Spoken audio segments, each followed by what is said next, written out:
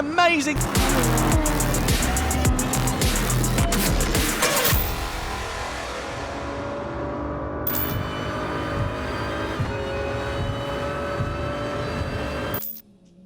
Hello and welcome to the 2020 FIA Gran Turismo Championships. We're here today for the top 16 superstars race for the Oceania regional races, I should say, because we've got Nations Cup and Manufacturer Series action to come here for you today. My name's Tom Brooks, alongside me, Jimmy Broadbent.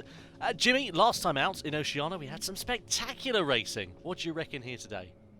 Well, I'd hope more of the same. I'm always going to have a chat with our guys and tell them to turn up the drama a little bit. But yeah, some good races coming up. We've got some fun tracks as well, so I guess we should get into that.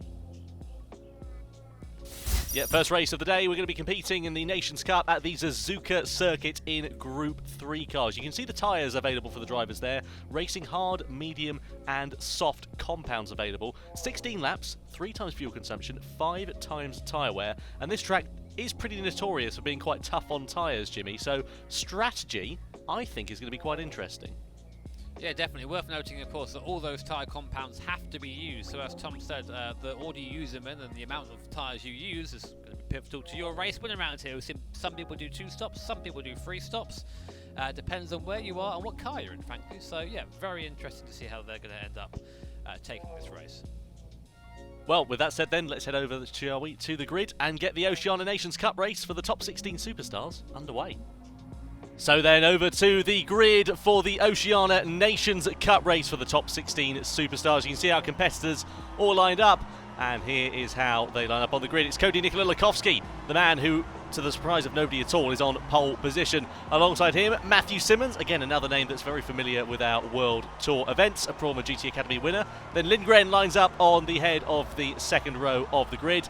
Alongside him is Mahindajit, they'll get that right in the end.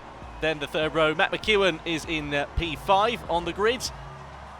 And alongside Matt, it's Dan Holland in the Lamborghini Huracan. So that'll be an interesting call to see how he gets on. Voon lines up in P7. Very distinctive livery on his machine. Alongside him is a little bit more is probably what he'll be hoping to have in the race, starting from P8. Emily Jones lines up in 9th position. And completing the top 10 of the grid is Knowles. Then going down to P11, we have Lee there. In there, another Nissan GTR, shocker. Then in P12 we have Kanda, the Australian driver, behind him. Then in 13th position we have Lockyer, in again another GTR.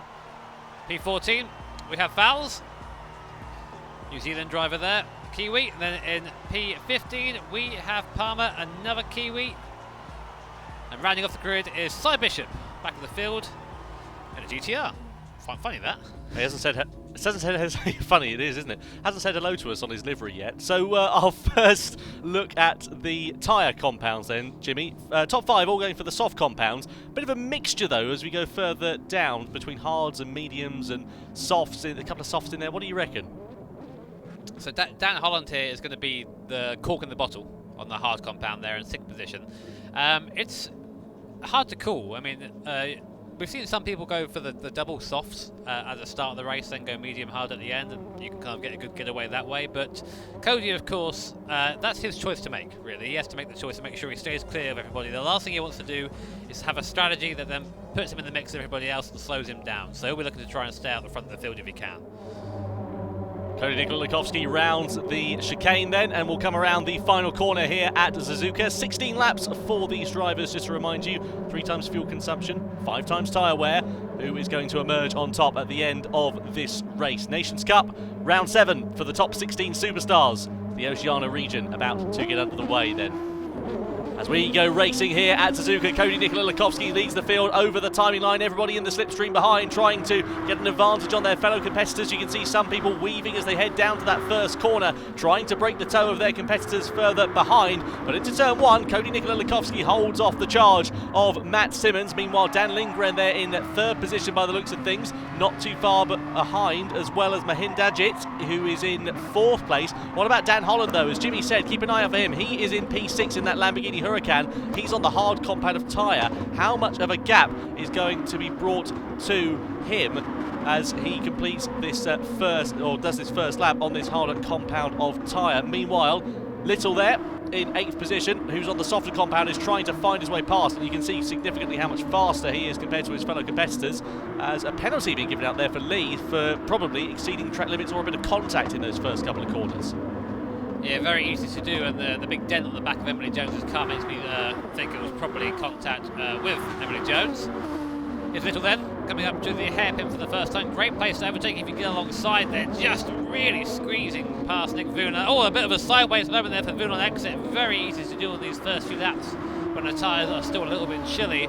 And the lost position there, up to 7th goes Little. Lee behind has pulled past Emily Jones. Will have to likely give that position back when they get to the penalty line. Not through any one of his own, of course. There is Emily Jones in 10th position. Markowski at the front of the filter seemed to have cleared off a little bit as well. That's good for him. So here is a view from Emily Jones's car. Lee gets a penalty, goes into Ghost. Past goes Jones. Goodbye to Lee. Yeah, he's going to lose out of potentially 12th position here, as well as we have alluded to in other races as well, Jimmy, at this circuit. It's not just the time that you lose when you serve that penalty, it's the time you lose after it as well, when you're getting back up to speed, essentially.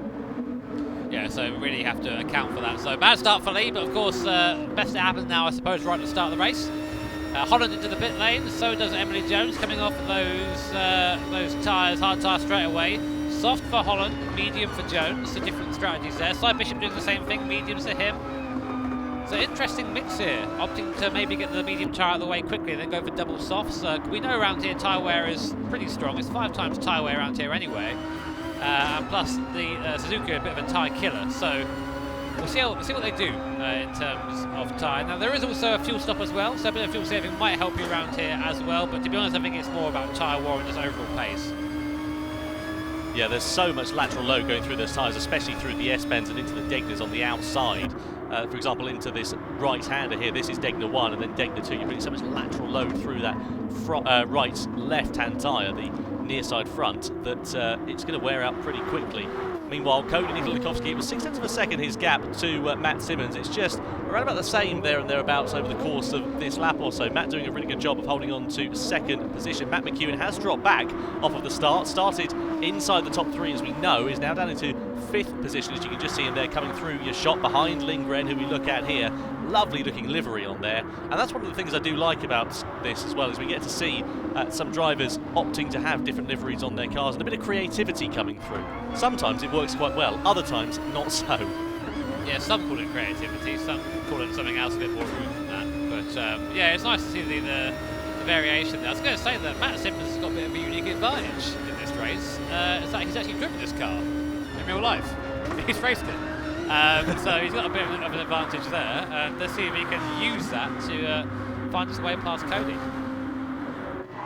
So through into 130 off, fierce old corner. That was reprofiled, I think, back in 2003. Here comes Dan Holland down the inside of Lockyer at the chicane. Textbook, he's going to get Knowles as well. He's going to get 2 in 1. That is phenomenal from Dan Holland. Okay, he's on the soft compound of tyre, but that was commitment to the extreme. I think Knowles must have made a mistake going into there, because he was probably a bit wide as well. I wonder if he meant to do that. I've had times where I've taken 2 people into a corner and it's been an accident where I've just outbraked myself and they've got out of the way to not be hit. So maybe some very aggressive driving from Dan Holland there. But straight away it comes to naught as he puts that rear left tyre on the AstroTurf, and there's no grip out there, Dan.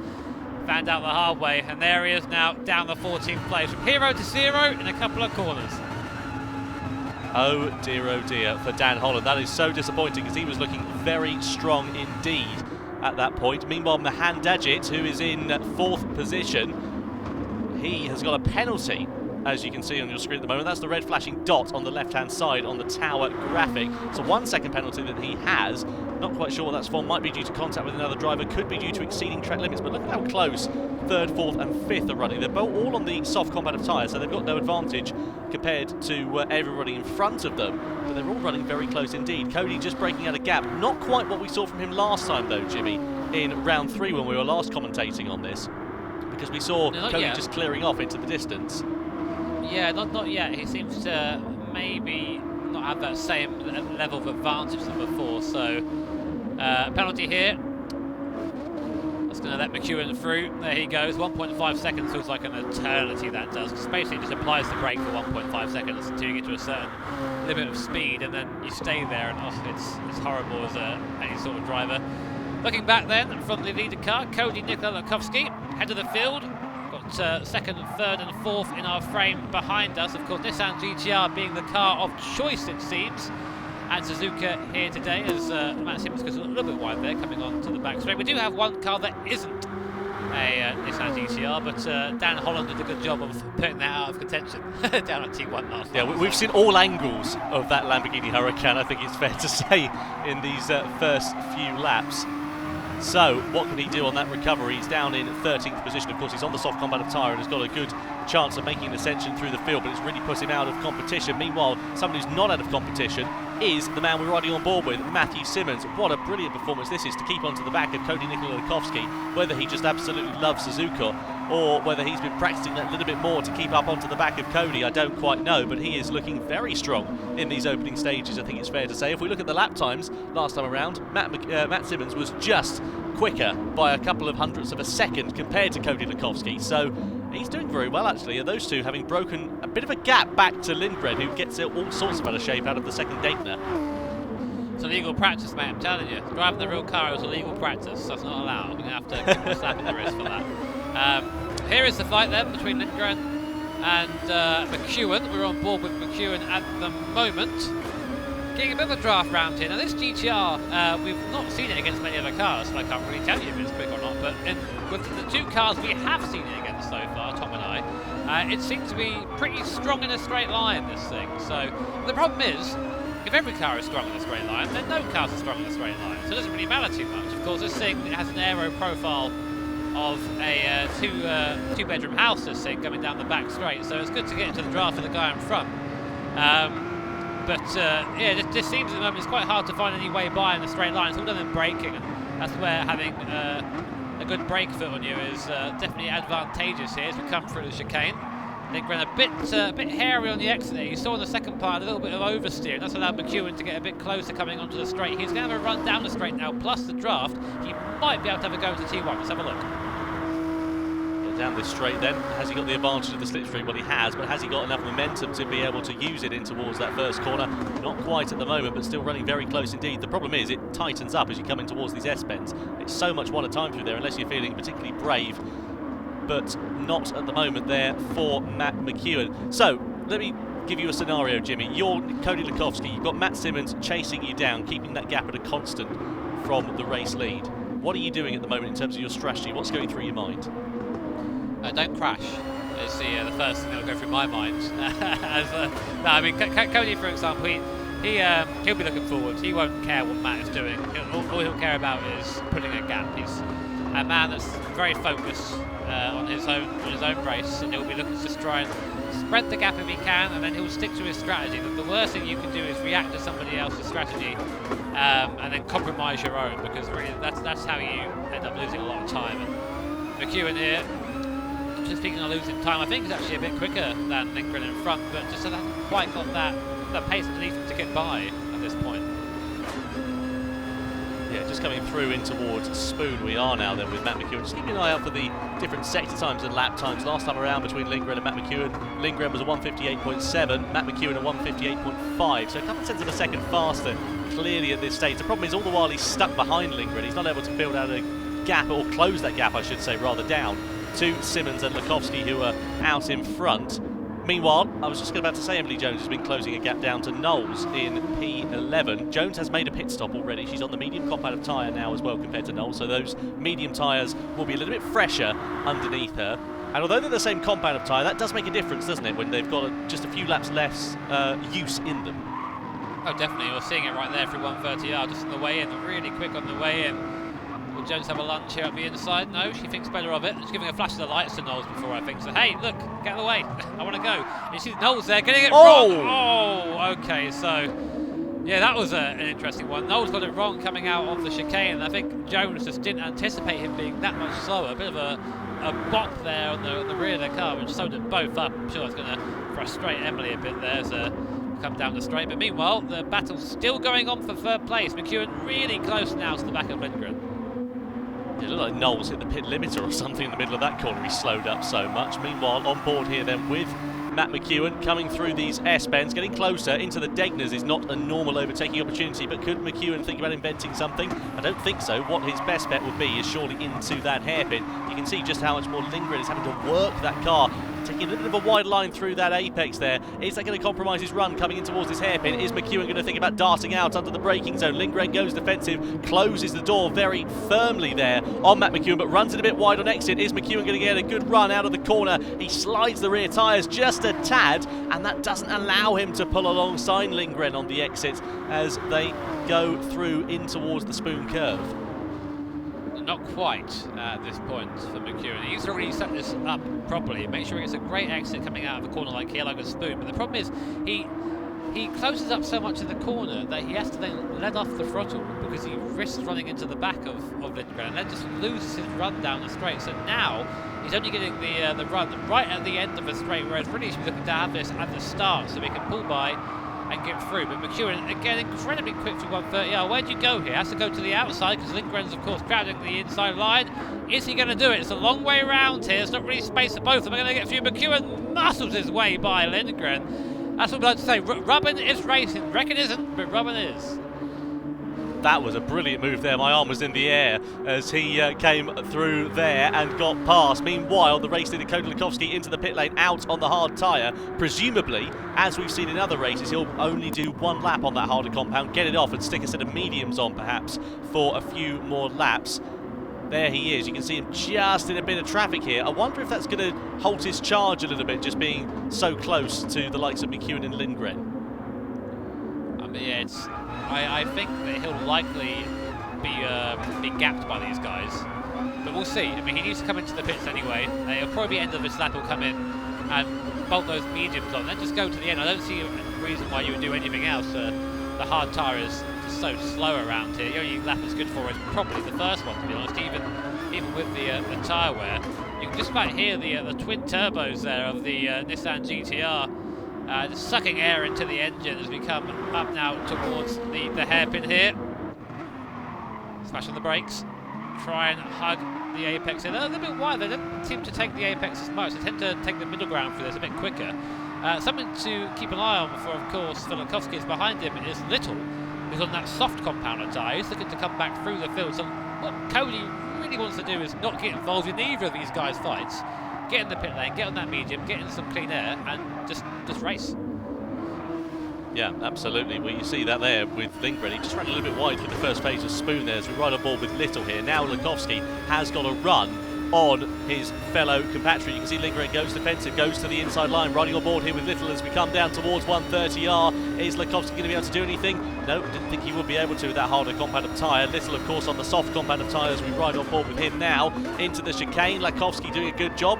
Now, is Lindgren going to come into the pit lane as well? Matt Simmons, your race leader, does come into the pit lane now. He's got a lap longer. He goes onto the medium tyre, so different strategy. Lakowski in as well, as is Little. Everybody coming in from the top five, so that was getting a bit close and a bit hairy into the pit lane. Yeah, that's not what you want really, so it's a bit scary in there. So what Matt Simmons is banking on is that he's going to have had a faster lap on the soft tyres there than Cody had on the hard tyres in traffic, which he might have had.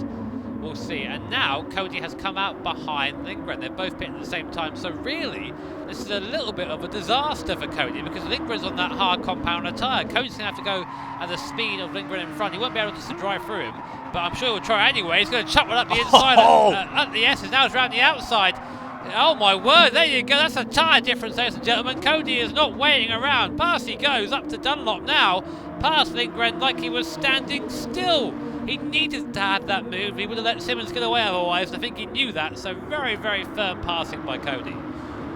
Yeah, he swallowed a brave pill going through those S-bends. That is not the normal place it goes, because if you get it wrong through there, you're off into the gravel, and that could be your race run. Meanwhile, Matt McEwen is all over the back of Dan Lindgren here as well, coming in towards the hairpin bend. You can sense he's going to throw one up the inside. He does, lace on the brakes into the hairpin, and he's through into fourth position. That is lovely there from McEwen, bit squirrely on the exit, but he holds on the position then against his fellow countryman, and now Voon is attacking against Lindgren as well as we come in towards Spoon. Is he going to think about launching something perhaps perhaps down the inside. Don't think he's going to be close enough into there, and indeed he's not, but if he can hold his line, hold the momentum that he's got coming onto that straight, maybe he'll think about something into 130R, but it's all kicking off in the top 5 at the moment. This is great racing. So interestingly, McEwen was behind Lindgren after the stops, which of course McEwen had about a 2-second gap when they came into the pit lane, so either something's gone wrong there, or I think that McEwen's fueled up his car to the end now. You have to put a bit of fuel in the car as well, and I don't think Lindgren did that, which is why he was ahead coming out of the pit stop. So here's Voon, we're on board still. No one else going to pit into the pit lane. Lindgren back into the pit lane, as is Voon. I think Voon's going to go onto the soft tyre now to the end. No, he's gone to the hard, I was completely wrong, and Little and Lindgren go to the medium. Okay, so now Matt Simmons still owes a stop for his soft compound tyre. Wait a minute, what's going on here? Because he started on the... So Cody's on the softs, but he's going to run the hards. No, he's run the hards already, just ran that, didn't he? So he's going to go on to the mediums, I think, Cody here, because he started on the soft compound as well, didn't he? It's all very tricky because the problem is we've got 16 drivers and we're trying to keep our head above the water with these various different strategies that are going on. So our apologies for getting a bit confused. Because we're trying to talk about lots of different cars on track and all the action, it's very easy to sort of lose sight of exactly what's happened. The upshot is Matt Simmons leads the way. Now he has been, of course, on the soft tyre. He is on the medium, has to run the hards once again. We know that for certain. Mahanjin as well. He's got to run at least another compound of tyre from second position. Kodolikovsky has gone from the softs to the hard, back onto the soft, so surely he's going to go for the medium tyre. Meanwhile, let's come back to that in a second, because look at this, as Kanda goes into the inside of Lockyer. Lockyer loses out on the gravel, and Dan Holland comes through then up the inside. So 2 positions lost in as many corners there for Lockyer. That's a bit of a shame. He got mugged there, big time. Just got knocked off onto the dirty stuff, and that allowed Dan Holland to squeeze through as well. So insult to injury there for Lockyer, but of course still in the race, that's the important thing. Kanda on the hard compound tyre, now trying to defend from Dan Holland, just coming back after a rather embarrassing spin at T1. Up into P8 though, he's done 2 stops as well. I think he still owes a hard compound of tyre, as Tom was saying, you know, trying to keep our head out on above water, and unfortunately Mans can't swim, so it's quite tricky understanding all the permutations here of the tyre strategy, especially when unfortunately we don't have that information handy to us. But Dan Holland still recovering. I think really we have to look as to where Emily Jones is compared to Dan Holland to get an idea of where they're ending up. But as I say, I think Dan owes 1 more stop, whereas Emily Jones will be going to the end now on this soft compound tyre. Something beautifully simplistic about the livery of Emily Jones's car. She sends it down the inside of Lee as well, and in the background I think that was Bishop getting the better of Knowles, who the only time we've seen him on track sadly is when he's been going backwards basically in this race. He peels into the pit lane, does Knowles, but now Jones is inside the top 10 as all the other drivers are pitting, so this is going to change, I believe. Out of the pit lane then come the rest of the drivers, but Jones does hold on to 9th position. Lee in 10th place there. Cy Bishop down in P11. Through into the right-hander of turn 1 we go on lap 10. Meanwhile, this is a battle going on as Lindgren tries to fight his way back through against Little at the moment. Little, of course, has made 2 pit stops, as has Lindgren, so these two running on the medium compound of tyres. Pace should be relatively similar between them, but Lindgren being stuck behind here could potentially compromise his chances at the top 5 finish here. He's not been that quick, Lindgren. He's compared to the top 3 anyway, top 4, he's kind of not been on that pace. He had a really good quality, which is why he was so high, but it just seems in the race he's not had that same pace, so maybe not feeling comfortable in the GTR today. That said, he is closing in on Little, you can see that visually there. Here's Cy Bishop as well, he started last, so anywhere's better than that right now. He's P11, so a decent run so far for the Kiwi. He's behind Lee in front, Australian driver. And I guess we have to also credit Cy Bishop for teaching us the difference between the Kiwi flag and the Australian flag. Thank you so much, Cy. That's a lesson that I've now learned and will remember the rest of my life. So there you go, so the inside on Lee. Oh, there you go. So that he did what Dan Holland did, Tom. He just caught the grass on the way in. Very simple and easy to do so, isn't it? That was full Tokyo Drift send, which I suppose is appropriate for being here in Japan, but not what he'd have wanted to do to try and keep that gap at a constant to Cy Bishop. He now loses out to P10. Here's Mahindajit. That's very difficult to say, I do apologise there. For the driver in second position, Mahindajit, he's got just in front of him Matt Simmons, as you can see here. Of course, soft tyre here for the driver we're riding on board with at the moment, and Simmons, of course, on the medium tyre, so you would expect him to be slower. Now, this is an interesting strategy call here for Simmons. Is he hoping to go as long as he can on the medium tyre? Because, of course, he's run the soft already.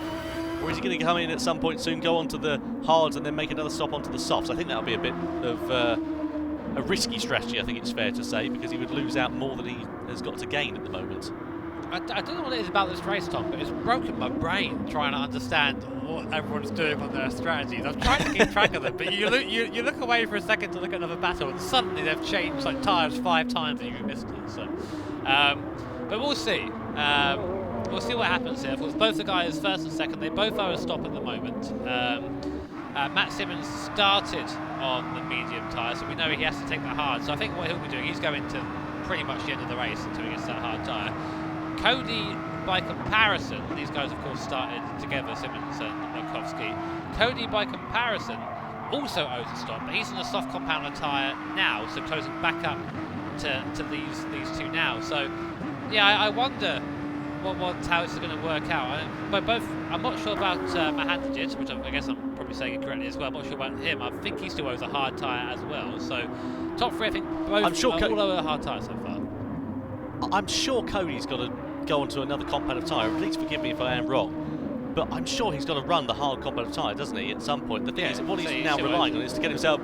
Well, he's relying on himself to get ahead of Simmons and Mahandajit when they make their pit stops, build out enough of a gap, obviously, make that pit stop on the penultimate lap, and change onto the hard competitive tyre. But that's a tall order to do, given he didn't have much of an advantage. He's really relying on having a good amount of pace and some clear air to use that pace as well. Welcome to 2 men with low IQ try and figure out strategy. Speak for yourself. It's a good show, this. So yeah, anyway, we'll go back to this final track. Lindgren has got by a little, so he's now going to try and put a bit of a gap, I suppose. Battle for the lead, though, is still going strong. I wonder if Matt Simmons is going to stretch that medium all the way until lap 15, coming lap 15, put on the hard go from there. That's kind of what I would do. They're out on the marbles out there. You've got to be careful. It's a bit slippy out there if you aren't careful. Great view here as you see just how aggressive the first Sardegna is in the second, and just a load that goes into the front tyres. You see there the bridge above, that's where the course against is going to fame from. Figure of 8, that goes up to 130. We're going down to the hairpin though for now. And it just seems right now that for everything that Simmons does, Mahandajit behind has an answer. He's doing a really good job, actually, isn't he, there in P2? Of course, he's on the quick compacted tyre, but those tyres are going to be coming towards the end of their shelf life at the moment. Simmons, meanwhile, it's very difficult to understate just how impressive he has been in this race. Kept that pace, of course, to Lokowski in the opening stages, is doing a good job of holding the charge of Mahandajit behind as well. Here is Voon closing up onto the rear wing of Lockyer into that hairpin once again. Both these drivers on the soft compacted tyre. Lockyer's, though, will be a little bit older because, of course, he has not made 2 stops in this race. Voon's tyres are younger. You can see how much more grip and how much more performance he's got. Starts to the outside, coming in towards Spoon, then through the right-hander who's on the inside there, but he's already ahead into the braking zone of Spoon, and he's in to 7th place there. That was lovely driving between those two. Yeah, nice little pass, nice respect there as well. I'd like to see that in the Gran Turismo online race. The thing is, a lot of these guys race each other week in, week out, so if you meet someone one week, they're probably going to pay it back the next one. So, Mahandajit comes into the pit lane. He's going to fuel up the car, bolt on the medium Michelin tyres. Now I wonder if he has, I think he's done on tyres now, I think that's him to the end, but then no, he must have a high compound still to show at some point. We'll figure it out, guys, we'll get there. So I'm sure, Tom, does he have hards to take yet? I don't know what you're asking me. I'm as clueless as you are, Jimmy, to be honest with you. I think he must have the hard compound tyres. I think he's doing a 3-stop strategy in this race, Mahandajit there, in P4. Meanwhile, here is Cody Lokowski. Now he's got a bit of clear air in front of him. 2 seconds the gap to Matt Simmons. And what is Simmons going to do here? Because he's running a very different strategy to Cody Lokowski. These two, of course, were line astern in the early stages of this race. Is that strategy going to pay off, though, here for Matt Simmons? Given the pace of Lokowski at the moment, I'm not sure it's going to, personally. Well, to be honest, I think he's fine. It depends what they've done on fuel as well in the stops. So I think Matt's going to have to take a bit more fuel. But he's only stopped once so far, so Cody's had 2 chances to put fuel in, whereas Matt's only had 1. So I think what we'll likely see happen is a change in the pit stops if Cody can get close enough to have that happen. But bear in mind, they're both going to be going on the hard tyres towards the end, so it'll be a straight fight in that regard, but I think that Matt Simmons will probably lose a bit in the pit lane. Meanwhile, the battle for third position between McEwen and Mahandajit. I'm really sure we're butchering that name, but you know what? We'll just roll with it, and up the inside he goes. There you go, easy move on the fresher medium compounder tyres. We say that they are on the same compound, but the fresh set is definitely worth at least a few tenths a lap around here. Up the inside, and he accelerates up now towards 130R. I think that McEwen needs to do here is keep onto the back of Mahandajit as well, going through 130R and as close as he can, really. But that, running wide at 130R on the exit, is not going to help him at all. He's going to have dirty tyres on the braking zone as well. Does just about make the apex through into there, but still, that is disappointing, and it's not what he needed to do, because it's going to cost him time and potentially could cost him some positions in the closing stages of this one. Meanwhile, here is Lindgren in P6 on the back of Little for 5th position. Coming through the right-hander, these two both on the medium tyres, as you can see with the tower graphic on the left-hand side of your screen. Down the start-finish straight we go. Towards that first corner, no opportunity there for Lindgren to find his way through against Little as things stand, but still not looking too bad in these closing stages. Seems to have found some pace, but I say that he makes a mistake. He runs off at the first corner and he runs it wide. Is he going to lose position there? He's not going to lose a position, but he's lost a lot of time to Little there. Commentator's curse is alive and well, Jimmy. Two of them. McEwen now. It's the same corner as well. Dear. Oh well, so he's got to recover now, but guess what? He's got Voon on him, and Voon's got soft compounder tyres as well, so he's going to be all over the back of him. Meanwhile, the battle for the lead is hot right up here with 2 laps to go, though we have now gone back to 6th and 7th position. But I think we should be looking at the lead. I'll say hint, hint, nudge, nudge, Mr. Race Director, but Lindgren and Voon, there you go. And there is Cody, so now he's right on the back of Matt Simmons. 0.4 of a second now is the gap, and I said I'm very sure, Tom, that Matt Simmons has to put more fuel in at this next stop. So really, it doesn't matter what happens here. Cody should get him in the pit lane, but we'll see. They both owe the hard compounder tyre. Now, what really Cody wants to do, they both want to pit at the same time. Cody doesn't want to be on that hard compound at all. Really even needs to be. Oh, I say that Cody's already taken the hard compounder tyres. It's a medium he needs to serve now, right? He has taken the hard. I'm very sure he has. I think you could be right. Let's see what he does coming through this time around. Now Matt Simmons comes in as Cody Lakowski does well. We'll find out now. Let's see. So no fuel for Matt Simmons. Yep, exactly right there, Jimmy. You're spot on. So hard tyres then on the car for Matt Simmons. Mediums on the car for Cody Lakowski. This is going to be a straight dogfight to the end of this race then for the win. Out of the pit lane we come, and Lakowski leapfrogs Matt Simmons then, doesn't he? So less fuel to take on board, of course, means a shorter pit stop. He's got the lead with 2 laps now remaining. It's hard to see now how Cody's going to drop this one, because he's got a tyre advantage, he's got the clear track ahead of him. We know he likes us to drive off into the sunset when he can. Matt Simmons, of course, very quick driver in his own right, but he's going to do something very, very special indeed if he's going to catch up now on that hard compound. But he's not just got that to contend with, he's got Mahandajit behind as well in the other GTR with medium tyres. So right now, Matt Simmons might not be risking just the win, but also second place. This could be very crucial indeed here for Matt Simmons, not only of course in terms of the race results, but the point standings. They get bonus points in this race with the top 16 superstars, just to remind you as well. And this is going to be an opportunity for Mahandajit to find his way past then in towards the hairpin. Simmons goes a little bit defensive, just blocks the line ever so slightly for his countryman there, but you sense that Simmons is going to be a bit of a sitting duck here coming through in towards Spoon. Will he think about a move into there, maybe down into 130R or the chicane perhaps as well? But look at how much more grip he's got underneath him. You can see the tyre difference, the performance difference, and now surely is only a matter of time unless Simmons can drive the lap of his life. But Mahandajit is going to try and find his way through up the inside at Spoon. They run side by side and he finds his way through at Spoon Curve on the penultimate lap, and he's into second place. So the hard tyre on the final stages of this race has cost Matt Simmons very dear indeed. That was a really nice move there. Just kind of showed the nose of the car to Simmons coming into Spoon, and just kind of scared Simmons off the line a little bit. And that's all it needed to do. And Mahandajit, I should say, sorry, goes up into second position. So now, but he's on a pit stop. He's on a pit stop. Yeah, of course. He's missed it. He's 3 stopping. Yeah, he's 3 stopping. Matt McEwen also into there. Yeah, they're running the hard tyre for the closing stages of this one. little bit of fuel on board, I think, for Mahindra there. Maybe a bit more for Matt McEwen as well, just to get him to the end of this race. But out of the pit lane then, so that means that as they come out, Mahindra does still hold on to third position then. Matt McEwen in fourth place now. So there we go. That is how it works out. So a three-stopper there for Mahindra has secured him third place in this one. There you go. It seems that the strategy working out very well for Cody. Okay for Matt, who's now very much struggling on that meet. He looks very slow through there. I think he lost a bit of time there, just getting the car sideways, trying to get the acceleration back there. But Cody, again, pulled a blinder on strategy. Here we are with half a lap to go. He's got 5 seconds near enough on Matt Simmons with a tyre advantage.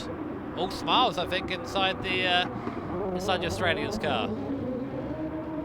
Yeah, very impressive stuff for Cody Nikola Laskovsky. I mean, he's just been faultless, really, hasn't he? I think it's fair to say. I mean, we've seen him come of age over the last few months. He's been so close, been there and thereabouts in the World Tour events, Jimmy, but it's nice to see him doing so well, I think it's fair to say. And of course, that win at the Motorsport Games last year would have helped his confidence. And yeah, he's just driving beautifully. Calling him Podium Laskovsky at the moment. That's where we always see him in the World Tour events, always on the second or third step, never on the top one. But of course, online has been, as always, pretty much dominant in this Oceania region. Him, Igor Fraga, Mick Hazal, I think the fastest men in GT Sport right now. I'm looking forward to seeing them all again on the same stage once you'll get going again. So through into the spoon curve. Look at Cy Bishop, who's had a late race surge, I think it's fair to say, coming down in towards this penultimate corner. Here comes Cody Laskovsky, though, as he comes over the timing line to take the win in the Nations Cup Top 16 Superstars race. Matt Simmons comes home in second place. He tried as hard as he could, but the hard tyre was not the right call at the end of that one. And Mahindra takes third place after a good strategy from him. Matt McEwen comes home P4, and it looks like Cy Bishop has been given a penalty by the looks of things in the closing stages of this one, so that will put pay to his charge at the end of this race. That is very disappointing there for the Kiwi. He comes over the timing line, finishes P8, but does he finish P8 on the road? He does, because he was just enough ahead of Emily Jones in ninth position. But that was, again, another faultless drive from Cody Nikola Laskovsky. Exactly what we're used to seeing. Exactly. I mean, the driver's still coming over the line now, but really it's just squabbling over the last positions. And for Cody, I mean, also running that free-stop strategy. And again, nice to see that there's been a mix of 2 and free-stop strategies. It isn't just you must drive the race this way, otherwise, otherwise you'll just lose out. It's really a testament to how the BOP is and how the tyres are right now that we get to see these really cool strategies. Final results you can see on your screen at the moment. Cody Laskovsky takes the win from Simmons from Mahindra then. The other drivers further down the order you can see just inside the top 5 there. Matt McEwen, Little, then Voon, Lindgren, Cy Bishop towards the end of that one. As we said, that late race surge proved to be quite beneficial for him. Inside the top 10 in 8th place ahead of Emily Jones. Then Lee, Kander, Fowles, Lockyer, Holland, Palmer and Knowles inside the top 16. So that is the finishing order. Let's see how it affects the championship standings.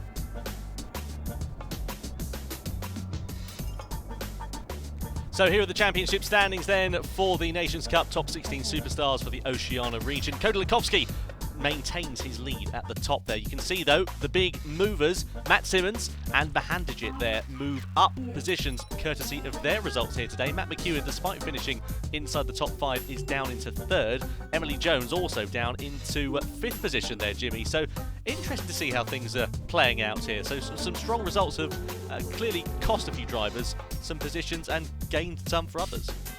Yeah, the big loser, I think, there is Dan Holland. They see down there in 12th. Lost out only P14 in the race, so that was a big blow for him in these circumstances. But the thing is, these points are so tight, and I say it for all these standings, that one good race and one bad race, so you shoot up the order. So I don't think he'll be too disappointed with it, but of course, it's not very nice to have a bad result like that. If you'd like to take part in the online series for the FIA Gran Turismo Championships, you firstly have to enter sport mode on GT Sport. You can represent your country or territory as part of that. We've got 3 stages for the online season. Stage 1 is in April and May, Stage 2 in June, July, Stage 3 July and August, and then our top 16 Superstars races are below. The drivers from the highest points from each region will be selected for the top 16 Superstars races, and there are 5 regions in total. So our focus shifts over to the manufacturer series for the top 16 Superstars Oceania region race. The Sardegna Road Track is the venue for this race. In Group 3 cars, you can see racing hard, medium and soft compound of tyres. 22 laps for these drivers to compete in, 3 times fuel consumption, 5 times tyre wear. Jimmy, it's a very interesting track, this one as well. Very fast and very flowing, and actually quite difficult to overtake around here, to be honest. I mean, your best chances is probably T8 and at the first corner down at T1, but otherwise it's kind of follow the leader. So unless you have a big tyre advantage, you want to make sure you're in clear air for as long as possible, otherwise you might end up losing out. Yeah, not the ideal thing to happen, is it? So anyway, with that said, let's head over to the grid and get this one underway. Over to the grid for the Manufacturer Series race then, and here is how they line up.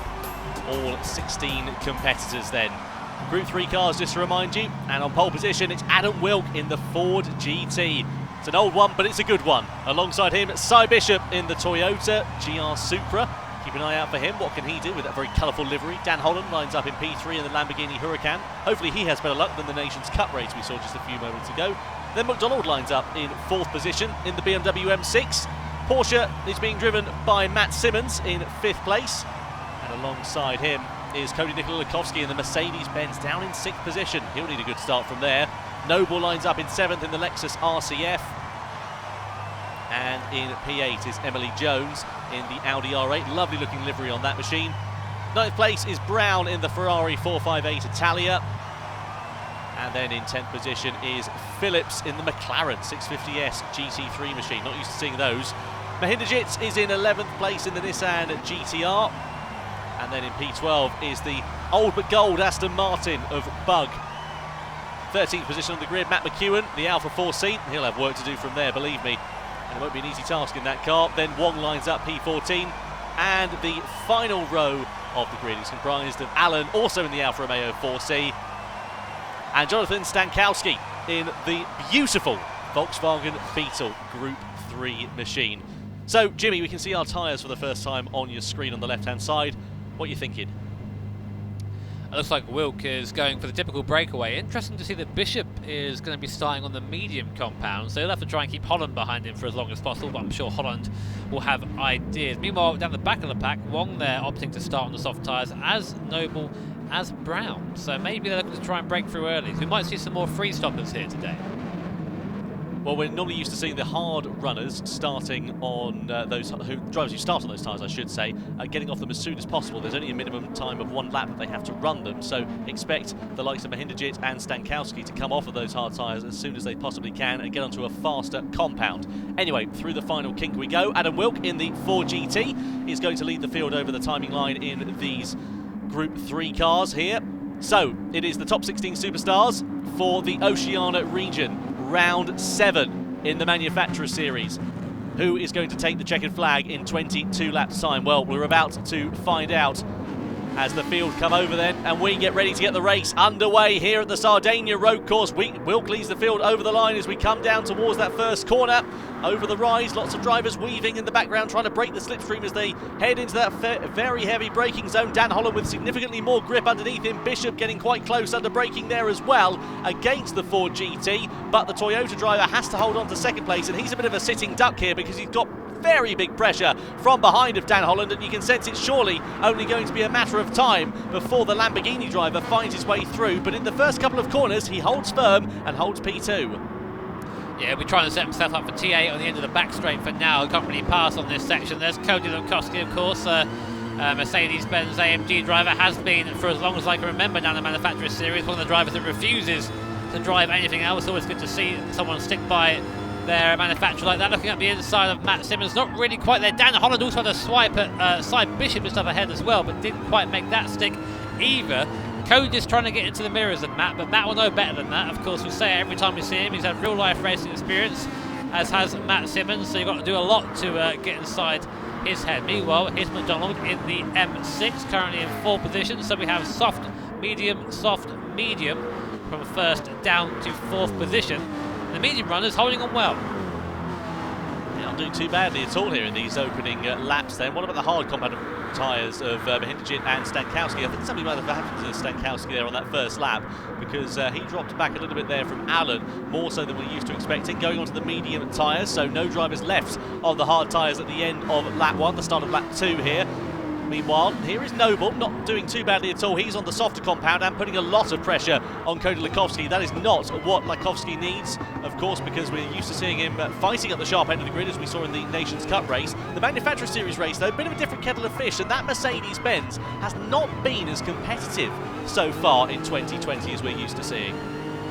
I had a bit of a tough run with the BOP this season as the AMG, but it ebbs and flows. They were pretty quick for the entirety of the last season, so of course they've had to be balanced back a little bit to make sure the cars are still relatively fair to drive against each other. A bit closer, I think, there to Matt Simmons through there, but on the exit it seems that they're all just a little bit aggressive on that loud pedal. You see the cars squirming to try and get the power down. A lot of these guys don't run traction control out there, just it's a bit quicker for them, of course, but does mean that the cars are a bit more snaky when going around the course. Now, interestingly enough, Cy Bishop still managing to hold second place from Dan Holland behind on that medium compound tyre. So obviously the Toyota are working well with that. A couple of people pitting in, including Matt Simmons from a couple of places behind. He's gone onto the soft tyre now for the next part of the race.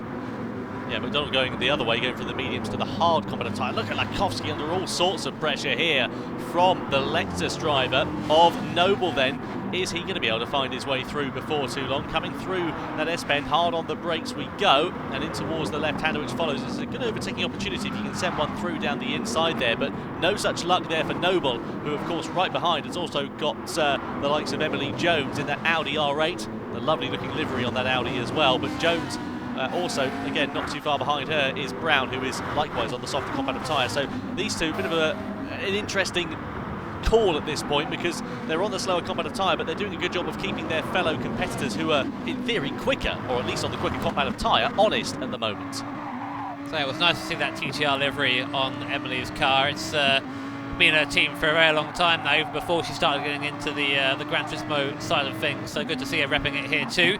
Meanwhile, Dan Holland starting to close in a bit now on Cy Bishop, and this is probably the toughest corner on the course. We see a lot of them just dipping a wheel there onto the grass. It's easy to do that and then pick up a penalty. That pit wall comes up very quickly, doesn't it, when you've got people going either side of it. But Cy Bishop opting to come into the pits to get rid of that medium tyre. He's done well to keep Dan Holland there during that, but now Dan's been unleashed to go and chase after Adam Wilk at the front of the field. Here is Wong on Bug going down to T1. Easy move there up to P7. So let's see where Cy comes out. Cy's come out in P11 after that, so he's going to be in traffic now. So that's kind of not really what you want. You don't want to be coming out in traffic, really, at this point. You want to be on your own, especially on that soft tyre. Yeah, it's not ideal there for him at all, is it? I think it's fair to say. Meanwhile, Noble still trying to pile that pressure onto Lakowski. I can't understate just how impressive this performance is from Lakowski, because he is doing a really good job of soaking up that pressure of the Lexus driver, who is easily on the faster compound tyre. You can see Lakowski just putting the car exactly where he doesn't want to, being a bit cheeky, I'd say, under braking there, moving over. But again, it's within the spirit of the rules. It's still fair at the moment. It's not like he was an aggressive chop the nose off of Noble. He was always going to take that line into the corner. Just that one clear move over under braking for Lakowski in that Mercedes-Benz. He now sits in P3 on lap 4, but is Noble going to be able to do anything? He's going to be able to find a way past, because as soon as he gets close, Lakowski just seems to have just a little bit extra in the locker to retaliate. We'll see what happens here now, going down to T1. Cody is a very aggressive driver, you hear as such from all the people who race him. Let's see what he's like down on T1 here. He's alongside C Noble. C Noble's a bit quicker though, coming down there. He's going to go all the way around the outside of Cody. That's not something that happens very easily. So Noble there in that soft tyre goes round the outside of Cody Lakowski, runner-up, of course, at the Sydney World Tour event earlier this year. That is no mean feat to do that, so well done, Mr. Noble. Take a bow. Now it's Emily's turn behind in the Audi. And Emily, of course, been along to the events as well, but never a competitor at any of the World Tours, always been just in the audience, and now really putting toe-to-toe with Cody, showing that maybe once we get back to normal again, we'll see her at one of these events. Noble just in the forefront of your shot there, running a bit wide onto the grass there. Is that going to allow an opportunity for Lakowski to retaliate back? Here comes Jones as well. We ride on board. She's got a great view as Noble has to go defensive. That's going to compromise his run out of that corner as they come up the hill in towards the left-hander. And look at what these guys squabbling has allowed Brown to do. It's now a four-way scrap for this 4th position in this race. They're kicking up dust left, right and centre as things stand at the moment. Of course, Brown is on the softer compound of tyre. The 2 medium shod drivers are Laikowski and Jones in the middle of your shot there, but it looks like Jones is just that bit more comfortable than Laikowski at the moment. Is anybody going to dive into the pit lane? No, they're not. They're going to continue on. Is anybody going to think about a move coming down in towards that first corner? Don't know if anybody's going to be close enough as things stand, but Noble is having to defend once again because the legs on that Mercedes are very good indeed, but not quite close enough. Here comes Brown down the inside of Jones. That's for 5th position. He finds his way through in the Ferrari up the inside, and now his next target will be the man in the Mercedes, Cody Nikola Laikowski. Yeah, very nice move there, very opportunistic. Just had a bit more of a straight line speed advantage there over the Audi. Doesn't seem to be that quick in a straight line. Here we are. There is Brown in the office in the Ferrari. I say looking cool and collected, but that's an animated character, so I don't know if he is or not, but you can gather he is. So behind him though, Emily Jones. So will Emily be able to maybe come back at this? Seems that she doesn't quite have the pace right now.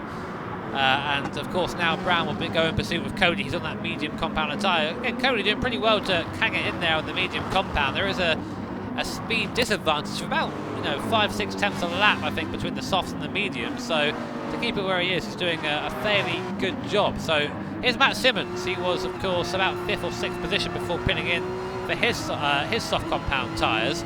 But guess what? He's come out in traffic. So he's just lost every bit of advantage. Yes, he's almost pushing McEwen. In fact, he is pushing McEwen for the corner there, saying, come on, mate, get on with it. The Alpha 4C is so slow in a straight line, at least it was anyway. It's not showing much speed here either, as Matt Simmons picks up the draft from the V12 Vantage in front. Will he be able to send it around the outside though? Let's see. Down they come, and already passed before the corner. So Matt Simmons up into 10th place, but I feel like he's already had the best of those soft tyres. Yeah, Matt Simmons, that was brilliant. I have to say, I love the way that livery just complements the curves of that Porsche 911 as well. I think it looks fantastic. Here comes Simmons, though, down at the inside of the Aston Martin of Bug. He gets the move done. That is absolutely phenomenal there from Matt Simmons. He is really on a charge, looking comfortable on the soft tyres. Now he's got a bit of clear air in front of him to close the gap down to Wong and Bishop in 8th and 7th place, respectively, but doing very nicely indeed here. So here is Brown. We're on board then with the Ferrari. Great to see Ferrari doing so well recently. They were another manufacturer that not really anywhere in the last few seasons. Great to see him fighting up front again. Of course, one of the most recognisable brands in the world, definitely, but still being held at bay by Cody ahead there in the AMG Mercedes. And again, I always cringe a little bit as they go wide there on that exit, because it's so easy to pick up a penalty there. We've seen people do it in the past as well. I've seen people in this race do it too. So you do that there, you're just giving away 0.5, you're giving away a few seconds doing that. And it's it can be quite scary, but I think Cody, if anything, is starting to close back in on Noble there, even with the tyre disadvantage. He's not doing too badly there. Maybe those soft tyres coming towards the end of their life. The medium tyres, of course, have just got a little bit of a longer duration underneath them, so maybe they're coming into their own now, and he's kept that gap at a good constant between himself and Noble, so it's not too bad there for Laikowski. Let's keep an eye on it and see how things continue. Meanwhile, a man we've hardly mentioned in this race, Adam Wilk, is still leading the way, 2 seconds ahead of Dan Holland. We'll come back to that in a few moments' time, because here comes Bishop, who's going to attack Emily Jones through into the left-hander. They run side by side. They're going to flick it right, though, on the brakes. Jones, though, doesn't have an answer to the soft compound shot Cy Bishop, and he is through into 6th place. That was full commitment there from the Kiwi. Yeah, I think Emily sort of helped facilitate that pass somewhat. They're good friends in outside of this are Cy and Emily, so I'm sure the last thing they want to do is run each other off the circuit, and it seems right now that Cy, the bit between his teeth on that soft compound and Tyler, to try and gain back some of the time he lost having to fight through the field. Now Wilk, soft to soft, okay, so he's going to go for another soft compound there, as does Noble. They're going soft to soft too, so looking like a couple people are going to be trying that faster strategy. Yeah, free stopping. Good spot there, Tom. But doesn't mean now he's lost a ton of positions, and just squeezing by at the last second there is Emily Jones. So while Wilk does have the faster tyre, will he have the space to use it? Now this is the problem, it's not what he wanted. What you want is clear track really, because he's going to compromise his run. He goes down the inside of Jones into the left-hander. Lovely move there from Adam Wilk. His next target, of course, will be Cy Bishop. Meanwhile, Noble in the Lexus, it's not gone well for him at all. He's made one pit stop, he's down in P10. He's picked up a penalty for one reason or another. We can't quite see that on the screen as to why that is at the moment. However, the red flashing dot next to his name on that tower graphic indicates he's picked up a penalty, and he'll serve that when you see the yellow markers on the track. So that's going on to the start-finish straight. Here it is, a half-second penalty, and he's going to serve that very shortly indeed, coming up this hill, in fact. So he's just going to lose out half a second here, but it's going to feel like an eternity for him, because he's going to drop off the back of any usable chance to get past Matt McEwen, at least for the next few corners, possibly the next couple of laps or so at the moment. But that is disappointing there for him. Meanwhile, Dan Holland from the race lead into the pit lane from the soft tyres. He goes soft as well, so is also 3-stopping in this race. What about Cody Lukovsky? I think he's going to try and 2-stop as well as Brown here, Jimmy, because they're just going that little bit longer in these opening stages. As they come out of the pit lane, Holland, like Adam Wilk, drops behind Emily Jones here as well. Yeah, I think what Cody has to do really, he has to try something different. We've seen that AMG out there, just doesn't quite have the edge, does it? It's not slow, but it's not quick enough to lead on pace alone, so there's got to be something a little bit different coming in. I think Cody's going to try that out and try and go opposite from those who are kind of doing the fast stuff right now. Meanwhile, Wilk and Brown side by side. Wilk's on the outside here though, so it'll be unlikely to go around and make that stick, and tries to, turns in. There's a Ferrari there, mate. He's going to bounce off it, unfortunately, but he will have the run now coming towards T8. Will Brown defend it? If he does, you'll see him take the right side of the circuit. Although saying that, Wilk is not giving him a choice. He squeezes by already on the inside before we get down to the corner. Easy child's play for Wilk there, up into third position. Cy Bishop, of course, as well. He's now next, also on the soft compounder tyre. And Cody trying to stay out there on the mediums, but is he getting a bit wide there? Got to be careful of that. It'll be, if he takes the mick a bit too much, he might end up taking a bit too much gravel and finding himself out on the barrier. I'd say he's struggling a little bit here, Cody, just try and keep the pace, and you can see him just driving a little bit more raggier than everybody else. He's going to dart into the pit lane, I think, here as well as Cy Bishop, and indeed he does. Bishop decides not to go into the pit lane, and he continues on, but I think he's going to be a bit of a sitting duck, because although he's on the soft tyres for Bishop, Wilk, of course, is on far newer soft tyres, and therefore will have more grip underneath him. A lot of other drivers coming through then, and making their pit stops. So what's going to happen in these middle stages of this race now? It's where it starts to get interesting in these strategies. It almost sort of quietens down, you would imagine, in these middle stages, and then it will, in theory, heat up right towards the end of it. But look at the grip that Wilk has got underneath him. Bishop is just going to be powerless, I think, in his defence. And that's exactly what Wilk needs to do. He's just driving beautifully, absolutely perfect. I wonder whether the other strategies are going to come into play in the closing stages of this one, but at the moment, Wilk's strategy is working perfectly through the left-hander. He's got so much more drive, so much more grip, and even before they get into the braking zone, he is ahead of the Kiwi and into the race lead once more. Important that. There's Holland there as well in the background. He's come back through the field nicely. So let's see what Wilk and Holland do here, because again, Cy Bishop is out there, I think, on the oldest compound of soft tyres out of the three drivers we currently see on our screen at the moment. Wilk has to try and get away as quick as he can, because he might have to cover off Cody later on in the race. He's going to be on a very quick middle stint, as is Wilk as well, though, of course. It's getting to that point again where we have to get our calculators out. So in comes Cy Bishop. He's going to a fresh set of soft tyres himself. And Matt Simmons, is he going to do the same thing? No, he goes to the hard tyre. So he'll come in for a very brief hard stop, I think, and then come back out on medium to go to the end. Well, Bishop is definitely 3-stopping as well, because he started on the soft tyre, so he's got soft there as well. The likes of Brown, he started on the soft tyre, he's on the medium, so you'd imagine he'll only be 2-stopping and will, in theory, change over to the hard tyres for the final lap in this race. Emily Jones has just come out of the pit lane there to make her second stop in this race. She goes onto the soft tyres once more, and Jones started on the medium tyres, so she's not looking too bad out there as things stand at the moment, but again, she's kind of in no man's land really until the strategy sort of comes into play and everybody else makes their pit stops. She's a bit out of sync with the rest of the field at the moment. Yeah, it seems to be the way at the moment. It's very easy to get caught out of sync with strategy. This side, through he goes. Through again on the soft compounder tyre. Easy to do there, to be honest. Just to get the move done. And there is also a level of thinking when you're the guy in front on the worst compounder. Do I fight this guy? Do I fight him now? Is it worth me losing the time? Sometimes he's just let him through, and I think kind of Wong maybe had that too. And already onto the back of McDonald in front. That is just the strength of the fresh soft tyre. It must feel like the best Christmas present in the world when you're on a set of fresh softs and everybody else around you is on clapped out tyres, because Bishop is just able to scythe past people with ease at the moment. It's so impressive to see, and well, it's not down to anything other than the skill underneath him in terms of the tyres, and also the skill that he has as a driver as well. He's through into 6th position as the other competitors around him pitted, but that is very nice there indeed for him. Meanwhile, here's Lakowski with Noble now ahead. Lakowski and Noble have only made one pit stop apiece, and you can see they're both on the soft compound of tyre, but Lakowski, crucially, he's used the medium compound of tyre already. He's on the soft compound now, and he's got the hard compound left to run in this race if he's two-stopping. I think Cody there using all the road and a little bit more just to try and really open up the corner as much as possible, carry as much speed as possible.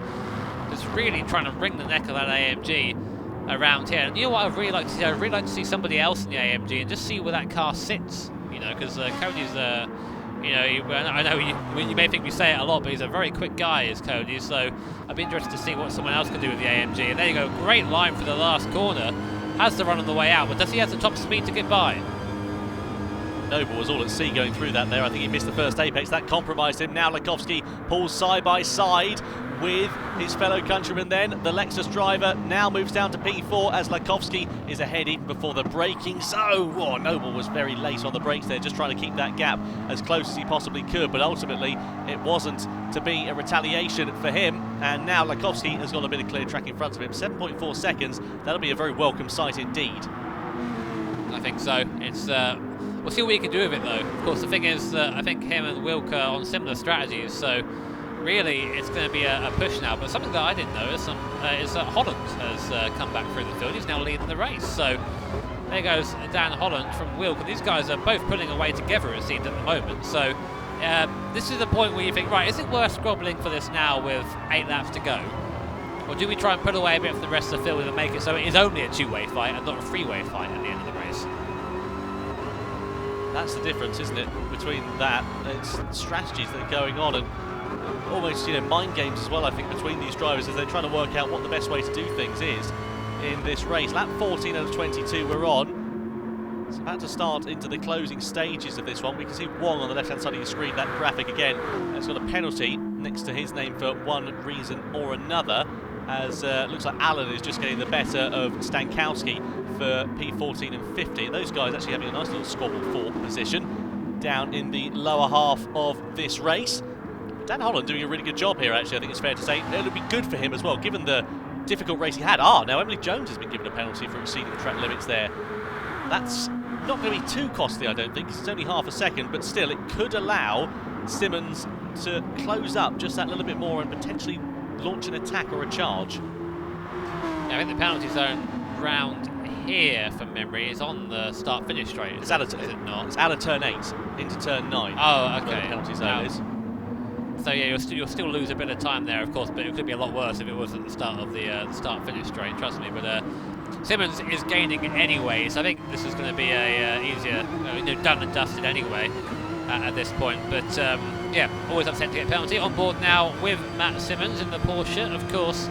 Manufacturers champion at the Tokyo event last year. Hasn't had much success since then, but still staying with the Porsche manufacturer. Oh, right, Matt, where are you going, mate? The course is there, and because of that, Emily's going to stay ahead.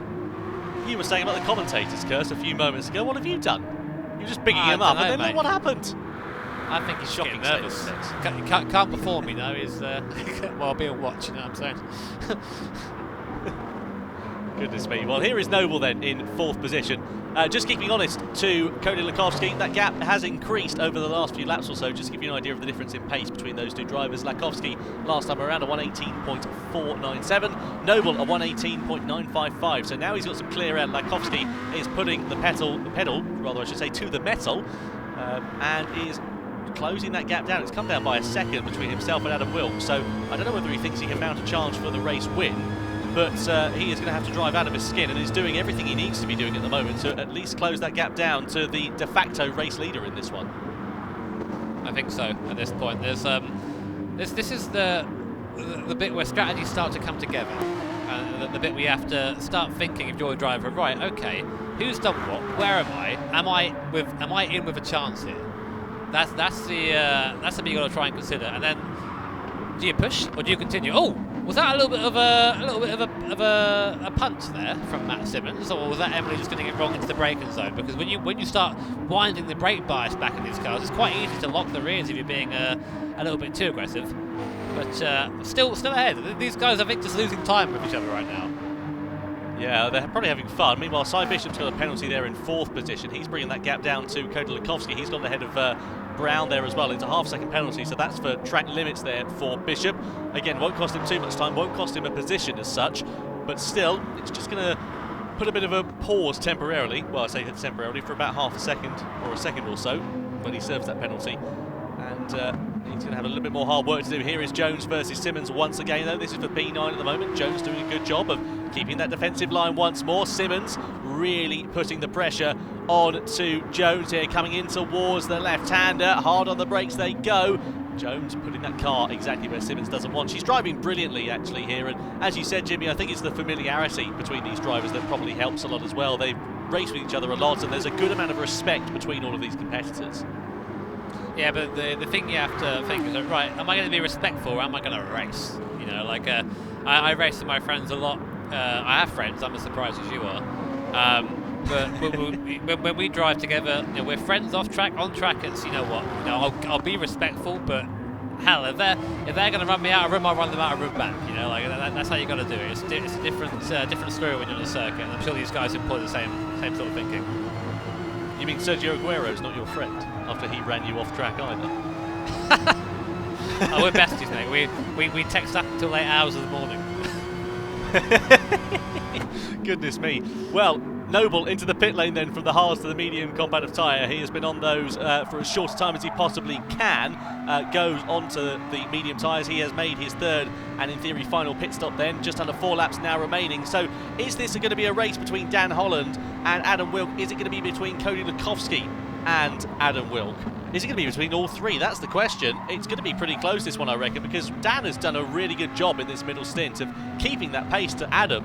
And Adam, despite having a good amount of pace underneath him, has just not been able to find his way past. And given his opening stint, you'd have thought that he would have been able to get past that Lamborghini and build out a gap, but it's not proven to be the case. So I don't know whether his mid-race pace here, Adam, has just not been as fast or not been as strong on this soft tyre, or maybe Dan has just got something underneath him on those soft tyres. Well, here we go. We're going to start seeing, start seeing what the strategy is. So medium tyres for Wilk, and then hard tyres for Holland. So does Wilk owe a set of hards? One thing to mention, Dan Holland had no fuel on board, so his fuel stop is going to take slightly longer. As such, Wilk gets ahead. So there you go. And now Adam Wilk has gotten ahead. But of course he's on the medium tyres, Cy Bishop on the soft compactive tyres. Just having a look back through my notes, Cy Bishop I think has got to run the hard tyres still in this race, because he started on the softs. I think he went to the mediums, now he is back on the softs, so he's got at least another tyre compound to run. So he's not involved in this scrap despite being stuck in 2nd position. I get the feeling this battle could be between Lukowski and Wilk as things stand. Meanwhile, Simmons now through on Emily Jones finally. That'll be a relief for the Porsche driver. Yeah, exactly. Finally, I'm sure he thinks. Managed to get that done and dusted. I said done and dusted a lot this time, haven't I? I think it's my new phrase for now. It's taken over my words. Yeah, but Simmons, he'll be happy with that. Finally through. But really, he's lost a lot of time. Lost a lot of time squabbling there. Cody, so he's our leader at the moment. He has a pit stop to make. So has Holland taken the medium tyre, Mr. Tom? I have notes of the tyre strategy, Brooks. Well, it's only because we made such a haulix of the last one, Jimmy, to be honest with you. Dan Holland, I'm just having a look back through my notes. He starts on the soft tyre, he is on the hard tyre. I think he's got the medium tyre to run. Now, Bishop into the pit lane for his final stop here, crucially, as well. This one's all going to play. Yep, yeah, he's in. So there you go. He's got the medium tyres to run. So there you go. Dan Holland in on the medium tyres. I think this race is going to be between Lukowski and Wilk, because Lukowski's 2-stopping. Wilk has 2 stopped as well. But of course, they're on different strategies. Lukowski is going to be on the hard tyre in the closing stage of this one. Wilk on the medium. There's a 6-second gap between them at the moment. Let's keep an eye on the pace and see how that gap is going to decrease here. Now, if you remember, we spoke to Mick. He said it's about 6.5 seconds without fuel is the gap you want. To come out the pit lane. The gap right now is 6.5-ish seconds between Cody and Adam Wilk. So Cody will have to have some fuel, because he's only had one stop, surely, unless he's really heavily fueled on his one stop. So Cody's going to be in the mix here. I think you're right. It's going to be between Cody and Adam, unless Adam has more tyres to take. Well, this is getting very interesting. We're now into the closing stages. It's going to come to the penultimate lap. This is surely when Cody is going to come into the pits, because he only has to run that hard tyre for a minimum of one lap. And you imagine if he does come out ahead, doesn't have to make that fuel stop as well, then it is going to be the lap of his life to try and keep Adam Wilk behind him. We know opportunities to pass here can be quite limited, and we know how aggressive Cody can be on the defensive, but this is very interesting indeed. Meanwhile, here is McDonald versus Bishop. So this is Toyota versus BMW in this race. McDonald on the soft tyre, Bishop on the hard. So how defensive is Bishop going to go? How much is he going to be able to hold the charge of that M6 here? I mean, really excited for this, I've got to be honest with you. It's getting pretty interesting. So here we go then. Here comes McDonald on Bishop. Sends one up the inside though. Bishop not really anywhere to go. Can he hold the inside line here? No, he's been had there. So McDonald already through on Bishop on that hard compound tyre. So hard to keep that thing alive in the last stage of the race. But we know size goes on that hard compound. Just has to try and really have damage limitation now. So Cody has been caught by Adam Wilk at the front. The gap's now down to 5.4 seconds. So if there is a stop, then they're both going to have to Adam's going to come out ahead. Cody has to stop here. He cannot go past the pits one more time. He has to make at least 2 stops in this race. He's only done 1. He'll peel over to the right-hand side of the track into the pit lane. Let's see what happens. We'll go into the hard compound tyre. 1 litre of fuel in the tank. He was really, really cutting that close now. He's got to up to. In comes Adam too. So Adam's going to have to put on the hard compound tyre too. So let's see what the fuel difference is here. There'll be no fuel for Adam. He's got 10 litres on board. Oh, he's got 10 litres on board, so I think he'll just make that to the end then. Lots of other drivers coming in of McEwen and Brown. This is going to be close, I tell you. This is going to be really close between them. They come out 3 seconds adrift, but of course, Wilk is going to have... Oh, look at that. McDonald's gone off at the first corner. Come back to that in a few moments. That's cost him very dear indeed. That's cost him 3-4 positions there by the looks of things.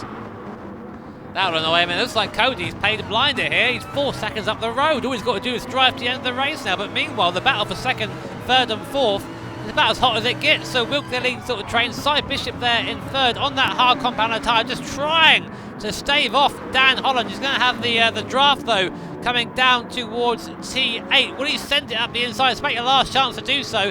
If he doesn't do it, Dan will definitely do it to him. So let's see what happens here. Adam Wilk goes defending. There goes Dan Holland. Oh, both of them. There's contact. Oh, that was aggressive, and that has cost Wilk 3 positions in the space of 1 corner. I couldn't believe that he was going to make a move. So it's not Adam Wilk that's fighting for victory. He's fighting to stay on the road. Look at him. He's all over the shop. And now Cody Lukowski is going to come round the final corner to take a very well-deserved victory in this Manufacturer Series race for the Oceania region. But the battle for the podium is going to go down to the line. Lukowski takes the win, but it's a drag to the line for second place. And surely Bishop is going to take it ahead of Dan Holland. Over the line they come. But I think Holland just got it on the line. That was so close. Dan Holland just takes it on the line. Second position ahead of Cy Bishop. McDonald comes home third. And Adam Wilk, with his head in his hands, I'm sure comes home in P5. But that was absolutely unbelievable. What a finish. So there we are, the standings after the Manufacturer Series race. You can see that Cody Lukowski takes a very well-deserved win. We thought that battle was going to be between him and Wilk for the race win, but he fell back after that audacious move from Dan Holland for P2. He and Bishop a dead heat to the line for that podium position. McDonald in 4th, Wilk in 5th, Brown, Phillips, and then Noble, Simmons rounding outside the top 10. Mahinderjit, fastest lap, but down in P12 there. Hugely exciting race. I've got to tell you, I can't wait to see what it means for the championship standings. Let's take a look, shall we? So the championship standings then, after 7 rounds of the Oceania region top 16 superstars, you can see Cody Lukowski still leads the way at the top of the pile. But Dan Holland there, Jimmy, with that audacious second position right at the very end of that one, leapfrogs his way up to 4th. Yeah, I would have liked to see another angle of that. It looked like he might have given Wilk a bit of hip and shoulder there, but position stands for now, and again, just grabbing second place on the line there from Cy Bishop. But pretty exciting end there to our Manufacturers Series race. Yeah, hugely exciting. You see the other winners and losers in that grand scheme of things there. So, well, a very interesting Oceania region top 16 Superstars event in the Nations Cup, and especially in the Manufacturers Series. We'll be back on the 31st of May for more racing action here for the FIA GT Championships. All that remains to say is from Jimmy Broadbent and from myself, Tom Brooks, thanks very much for watching, and we'll see you next time.